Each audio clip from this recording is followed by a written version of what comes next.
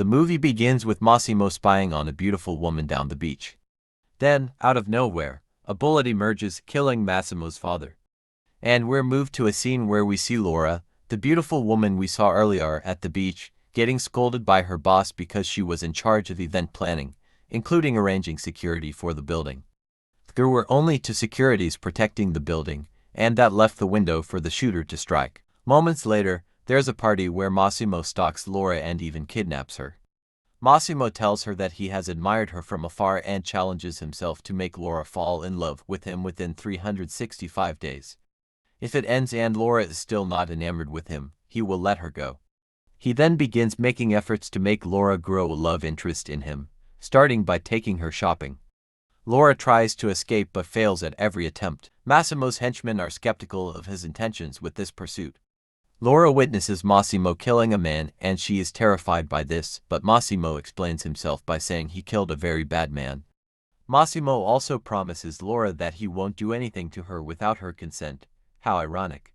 The two play games of tempting each other, and Massimo locks Laura in his hotel room, tied up on the bed, so she can watch him having fun with a beguiling woman. After that, he tells her to dress up for a party they'll attend, and Laura decides to take revenge on Massimo for what he did to her and dresses up provocatively, gaining the attention of every man in the club.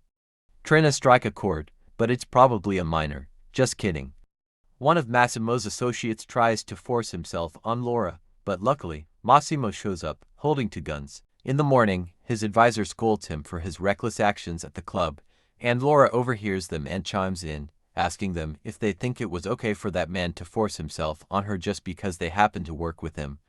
And Massimo points out that Laura's provocative dress provoked the man. This infuriates Laura, and she leaves.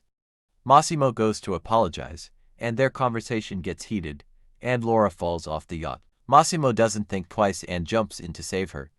After the rescue, Laura thanks Massimo for caring about her this much, and the two indulge in the unspoken.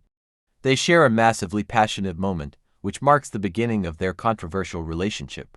I thought this was only done in Africa, but anyways, the two now begin to share genuine romantic interest in each other. At a party, Laura gets acquainted with Massimo's past lover, Anna, and she threatens Laura's life.